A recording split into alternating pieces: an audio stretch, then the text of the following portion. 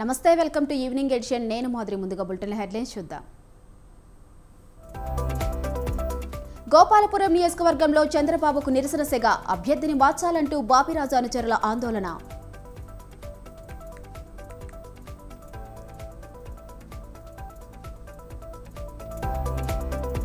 సిరిసిల్ల జిల్లాలో కేసీఆర్ పర్యటన ఎండిన పంటలను పరిశీలించిన మాజీ సీఎం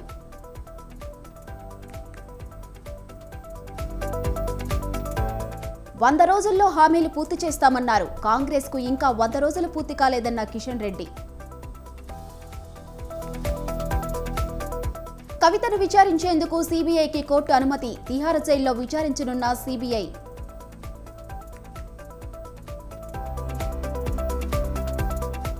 ఉప్పల వేదికగా హై వోల్టేజ్ మ్యాచ్ సిద్ధమైన హైదరాబాద్ చెన్నై జట్లు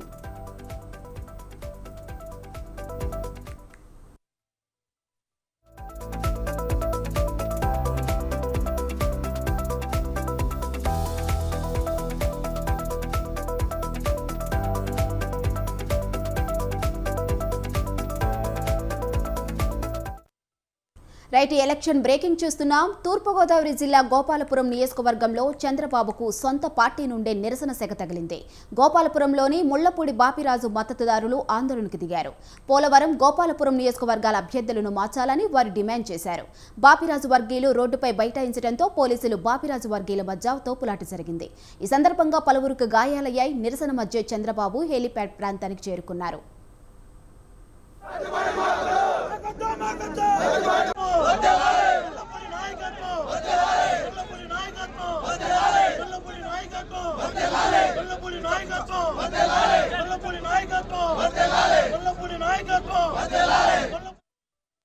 తూర్పుగోదావరి జిల్లా గోపాలపురం నియోజకవర్గంలో చంద్రబాబుకు సొంత పార్టీ నుండే నిరసన సెగ తగిలింది గోపాలపురంలోని ముళ్లపూడి బాపిరాజు మద్దతుదారులు ఆందోళనకు దిగారు పోలవరం గోపాలపురం నియోజకవర్గాల అభ్యర్థులను మార్చాలని వారు డిమాండ్ చేశారు బాపిరాజు వర్గీయులు రోడ్డుపై బైఠాయించడంతో పోలీసులు బాపిరాజు వర్గీయుల మధ్య తోపులాట జరిగింది ఈ సందర్భంగా పలువురికి గాయాలయ్యాయి నిరసన మధ్య చంద్రబాబు హెలిప్యాడ్ ప్రాంతానికి చేరుకున్నారు ఇక ఇదే అంశంపై మరింత సమాచారం మా రిపోర్టర్ సతీష్ ఫోన్లో అందిస్తారు చెప్పండి సతీష్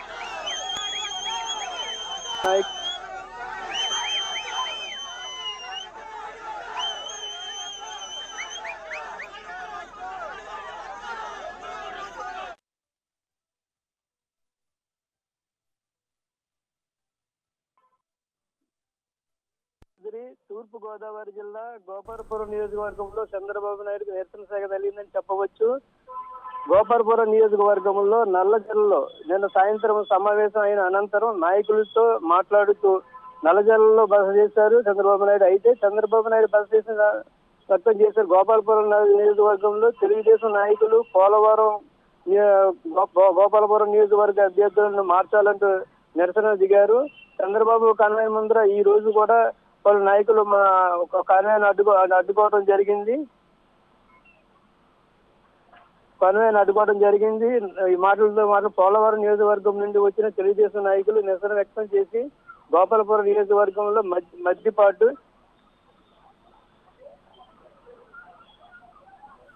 మద్దిపాటికి వ్యతిరేక వర్గ నాయకులు ముళ్లపూడి బాపిరాజుకు సంబంధించి ఆయన వర్గం నాయకులు కూడా నివేదన చేశారు చంద్రబాబు ఉన్న చోటే నాయకులు నిరసన వ్యక్తం చేశారు మాధురి రైట్ థాంక్యూ సతీష్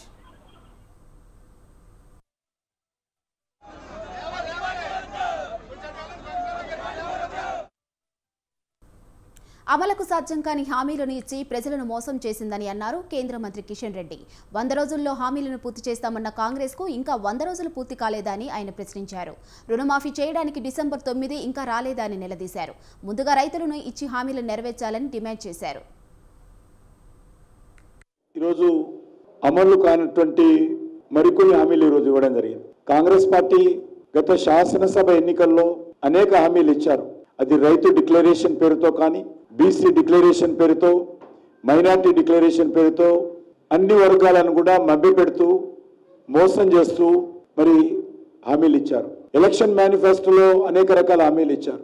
గ్యారంటీల పేరుతో 6 గ్యారంటీ చాలు 100 రోజుల్లో అమలు చేస్తామని. ముఖ్యమంత్రి ఒక అడుగు ముందుకెళ్లి ఎవరైనా పొరపాటున బ్యాంకులు మీరు అప్పులు కడితే వెంటనే మళ్ళీ తీసుకోండి 2 లక్షల అప్పులు, డిసెంబర్లో నేను అధికారంలోకి వస్తాను, కాంగ్రెస్ పార్టీ సోనియమ్మ రాజ్యం వస్తుంది, అప్పులు మేమే తీరుస్తాము కాబట్టి మళ్ళీ వెంటనే తీసుకోండి అని చెప్పి కూడా రైతులను మభ్యపెట్టేటువంటి ప్రయత్నము, మోసం చేసేటువంటి ప్రయత్నం చేస్తా ఉన్నారు. నేను ముఖ్యమంత్రి అని అడుగుతాను, మీకు 100 రోజులు అంటే ఎప్పుడవుతుంది? మీకు డిసెంబర్ అంటే ఏ డిసెంబరు? 23 డిసెంబరా లేకపోతే మళ్ళీ డిసెంబరు? దానికి తోడు ఈరోజు అనేక రకాల హామీలు. ఈరోజు కాంగ్రెస్ పార్టీ పని ఎట్లా ఉందా? హామీలతో కాంగ్రెస్ ఎన్నికల స్టంట్ చేస్తుందని విమర్శించారు. మళ్లీ ప్రజలను మోసం చేయడానికి తుక్కుగూడాల సభ పెట్టారని ఎద్దేవా చేశారు. రేవంత్ మాటలు చూస్తే కాంగ్రెస్ గ్యారంటీలు అమలు కావని అర్థమవుతుందని తెలిపారు. దేశవ్యాప్తంగా కాంగ్రెస్ కు 40 సీట్లు కూడా గెలవదన్న ఆయన హామీలు అమలు చేయకుండా ఓటు అడిగే నైతిక హక్కు కాంగ్రెస్ కు లేదని స్పష్టం చేశారు. తుక్కుగూడాల మీటింగ్ పెట్టారని అడుగుతా ఉన్నాను, ఏం సాధించారని అడుగుతా ఉన్నాను. మీకు పార్లమెంట్ ఎన్నికల్లో ఓటు అడిగేటువంటి నైతిక హక్కు ఉందా? కాంగ్రెస్ పార్టీకి అడుగుతా ఉన్నాను. ఇచ్చినటువంటి హామీలు అమలు చేయకుండా ముఖ్యమంత్రి గారు అంటారు తెలంగాణలో 17 సీట్లు గెలవాలి, రాహుల్ గాంధీ ప్రధాని కావాలా, కేంద్ర ప్రభుత్వం పైసలు ఇవ్వాలా, ఈ గ్యారెంటీలు అమలు చేయాలా అంటే ప్రత్యక్షంగా పరోక్షంగా గ్యారెంటీలు అమలు చేయమని ముఖ్యమంత్రి గారు ఒప్పుకుంటున్నారు. ఎందుకంటే కనుచూపు మేరలో రేవంత్ రెడ్డి ముఖ్యమంత్రి ఉన్న రోజులు రాహుల్ గాంధీ ప్రధానమంత్రి కాలేడు. అసలు రాహుల్ గాంధీ ఈ దేశానికి ప్రధానమంత్రి అవుతాడో ఎన్నికల తర్వాత విదేశాల్లో పోతాడో తెలియదు. మరి తెలంగాణ ప్రజల సంగతి అడుగుతా ఉన్నాం. తెలంగాణ గ్యారంటీల పేరుతో ఓట్లు వేసుకొని ఎమ్మెల్యేలు అయ్యారు, మంత్రులు ముఖ్యమంత్రులు అయ్యారు కదా, మా సంగతి ఏందని అడుగుతా ఉన్నాం. ఈరోజు రాష్ట్రంలో రైతు అనేక రకాల ఇబ్బందులు పడుతూ ఉన్నాడు. భూగర్భ జలాలు అడుగంటిపోయాయి, బోర్లు ఎండిపోయాయి, పశువులకు కూడా నీరు లేనటువంటి పరిస్థితి. మీకు తుక్కుగూడ మీటింగు, ఆంధ్ర కాంగ్రెస్ అబద్ధపు హామీలతో అమలుకు సాధ్యం కాని పథకాలతో ప్రజలను మోసం చేసి గద్దెనెక్కిందని అన్నారు కామారెడ్డి ఎమ్మెల్యే వెంకట్రమణారెడ్డి. రైతు భరోసా కోసం బీజేపీ అధిష్టానం ఇచ్చిన మేరకు సిద్దిపేట ఆర్డీఓ కార్యాలయం ఎదుట బీజేపీ నాయకులు ధర్నా నిర్వహించారు. కాంగ్రెస్ బీఆర్ఎస్ పార్టీలు రైతులకు అన్యాయం చేస్తున్నాయని విమర్శించారు. మోడీ ప్రభుత్వం చేసిన అభివృద్ధిని చూసి ప్రజలు ఆదరిస్తున్నారని, రైతును అన్ని విధాలా ఆదుకుంటామని చెబుతున్న ఎమ్మెల్యే వెంకట్రమణారెడ్డితో మా ప్రతినిధి మల్లారెడ్డి ఫేస్ టు ఫేస్. వ్యాప్తంగా కూడా అన్ని నియోజక కేంద్రాల్లో బీజేపీ ధర్నా నిర్వహిస్తుంది. మనం ప్రస్తుతం సిద్దిపేటలో ఉన్నాం. సిద్దిపేట ఆర్డీఓ ఆఫీస్ వద్ద బీజేపీ ధర్నా కార్యక్రమానికి ముఖ్య అతిథిగా జైంట్ కిల్లర్ అయినటువంటి కామారెడ్డి ఎమ్మెల్యే రమణారెడ్డి ఉన్నారు. రమణారెడ్డి గారిని మరిన్ని వివరాలు తెలుసుకుందాం. సార్ చెప్పండి, మీరు జైంట్ కిల్లర్గా ఇద్దరు సీఎం ఎక్స్ సీఎంని ఓడించి గెలిచారు, దీనిపైన మీ స్పందన? అన్న, భారతీయ జనతా పార్టీ కార్యకర్తల కష్టఫలం అది. 5 సంవత్సరాలు ప్రజల వెంబడ ఉన్న ఏ కార్యకర్త అయినా సరే, సర్పంచ్ కావచ్చు, ఎంపీటీసీ కావచ్చు, ఎమ్మెల్యే కూడా కావచ్చు, ప్రజల పక్షాన ఉండాలా. 24 గంటలు ప్రజల యోగక్షేమాలు తెలుసుకోవాలా. వాళ్ళు పిలిస్తే మధ్యరాత్రి కష్టం వస్తే కూడా ఫలానాయనని విలువ అని మన పేరు పెట్టి పిలిచే పరిస్థితికి ప్రజల్లో ఉన్న రోజు ఖచ్చితంగా ఎమ్మెల్యేగా గెలవచ్చు. ఇది 5 సంవత్సరాలుగా 10,000 మంది కార్యకర్తలు నిర్విరామంగా పనిచేసి ఇవాళ ఆడ భారతీయ జనతా పార్టీని గెలిపించారు. అది గొప్ప విజయం భారతీయ జనతా పార్టీ కార్యకర్తలదే. ఉదయం లేసి వాళ్ళ కాళ్ళు కూడా మొక్కచ్చు. ఈ ప్రకృతి వైపరీత్యాల్లో కానీ, ఈ రిజర్వాయర్లో నీళ్ళు లేక ఇక్కడ ఉన్న పంటలు ఎండిపోతున్నాయి. కాంగ్రెస్ గ్యారంటీ పథకాలు కూడా రైతుల యొక్క ఇచ్చిన భరోసా కూడా అమలు పరచలేదు. దీనిపైన మీరు ఎలాంటి పోరు చేయబోతున్నారు?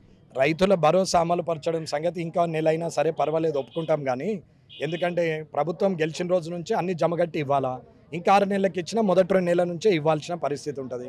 అయితే 6 నెలలు లేట్ అవుతుండొచ్చు. పాపం అధికారులకు నెల జీతం లేట్ వస్తేనే 1 నెల అడ్వాన్స్ వచ్చింది అనుకుంటాం, నెల మునిగిపోయింది అనుకుంటామని అడ్జస్ట్ అవుతున్నారు. ఇప్పుడు రావాల్సినటువంటి స్కీములు కూడా 6 నెలల తర్వాత వచ్చినా ఒకేసారి వస్తుండొచ్చు, ఇబ్బంది లేదు. కానీ ఇవాళ తాగునీరు సాగునీరు సమస్య వస్తుంది, ఎండాకాలం ఉంది, కరెంటు సమస్య వస్తుంది, బోర్బావులు ఎండిపోయినాయి, బాయిలు ఎండిపోయినాయి, కనీసం చెర్లలో నీళ్లుండే పరిస్థితి లేదు. మరి ఏం చేద్దామనే ఆలోచన కూడా ప్రభుత్వానికి లేదు. కాళేశ్వరం కాస్త కొంగేశ్వరం అయిపోయింది. కట్టినతను చిగ్గు లేకుండా బరివతలు తిరుక్కుంటా బట్టలు వేసుకున్నట్టు మాట్లాడుతున్నాడు. ఊను కొత్తగా ఎన్నికైనా వాళ్ళు దొంగ అని చెప్తున్నాడు. దొంగలనే ఆ ప్రభుత్వాన్ని పక్కన పెట్టింది. బాద్దూరు అని రాజాసాబు అని నిన్నెన్నుకున్నారు. నువ్వు ఏం చేస్తావో చెప్పాలి కదా. మీరు ముఖ్యమంత్రిగా మీరు ఏం చేస్తారో చెప్పాలా. ఇవాళ నేచురల్ కలామిటీ ప్రకారంగా ప్రకృతి వైపరీత్యంలో రైతులు నష్టపోయారు. ఆ రైతులకు 25,000 రూపాయలు ఇవ్వమని ఈ భారతీయ జనతా పార్టీ డిమాండ్ చేస్తుంది. మేము డిమాండ్ చేస్తున్నాం. నువ్వు ఎంత ఇస్తావో చెప్పి ఇచ్చాయి కదా.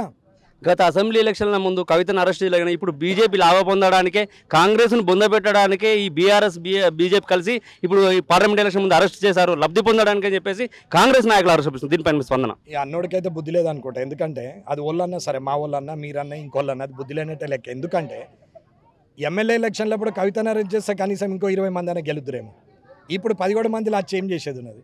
ఏమని 11 మంది గెలిచి పోయి పార్లమెంట్లో వేస్తేనే ప్రధానమంత్రి అయ్యే అవకాశం ఉందా? 400 సీట్లు తెలంగాణ లేకుండా అటు సైడ్ వస్తాయి, ఖచ్చితంగా గెలుస్తుంది. మూడోసారి ప్రధానమంత్రి అవుతున్నాడు. కవిత అరెస్ట్ వల్ల లాభం ఏమున్నది? ఆ రోజైనా ఈ రోజైనా అందరూ తప్పులే చేస్తున్నారు. కవితను అరెస్ట్ చేయడం వల్ల భారతీయ జనతా పార్టీకి లాభం అవుతుంది, అరెస్ట్ చేసేది ఉండే అని చెప్పి నెపం పెట్టి అరెస్ట్ చేయలేరు. కాబట్టి బీఆర్ఎస్ బీజేపీ ఒక్కటని అంటున్నారు. కవితను అరెస్ట్ చేస్తే బీజేపీకి లాభం అయ్యేది కాదు, బీఆర్ఎస్కే లాభం అవుతుండే, సింపతి వస్తుండే. చూరన్న, తెలంగాణ రాష్ట్రంలో ఎన్ని పార్లమెంట్ స్థానాలు గెలుచుకోబోతున్నారు? మీరు తెలంగాణ ప్రజలకు ఇచ్చే సూచన, మీ యొక్క స్పందన? ప్రజలు మోడీ గారిని చూసి ఎన్ని గెలిపించాలనుకుంటారో అన్ని గెలుస్తాం, కానీ మేము గెలుస్తామని ఆయన గెలుస్తా ఏమి? మేము 10 గెలుస్తామంటాం. ఏదో మాది వాక్క, మాదేమన్నా శిలాశాసనమా? అంటే ఇప్పుడే అంటుండే 10 ఆంఫాట్ గెలిచినామంటుండే. అట్లా కాదన్న, ప్రజలు ఏది కోరుకుంటే అది గెలుస్తుంది. రైతుకు ఎల్లవేళ్ళ బీజేపీ ప్రభుత్వమే అండగా ఉంటుందని, అదేవిధంగా రైతుకు ఇలాంటి కష్టం వచ్చినా మేమే ఆదుకుంటామని, మాది రైతు ప్రభుత్వం అని మేము అధికారంలోకి వచ్చినా కూడా రైతుకు అన్ని రకాలుగా ఆదుకుంటామని చెప్పేసి ఈ జైంట్ కిల్లర్ అయిన వెంకటరమణారెడ్డి మనతో తెలుపుతున్నారు. కెమెరామెన్ దర్శన్తో మల్లారెడ్డి, స్వతంత్ర, సిద్దిపేట.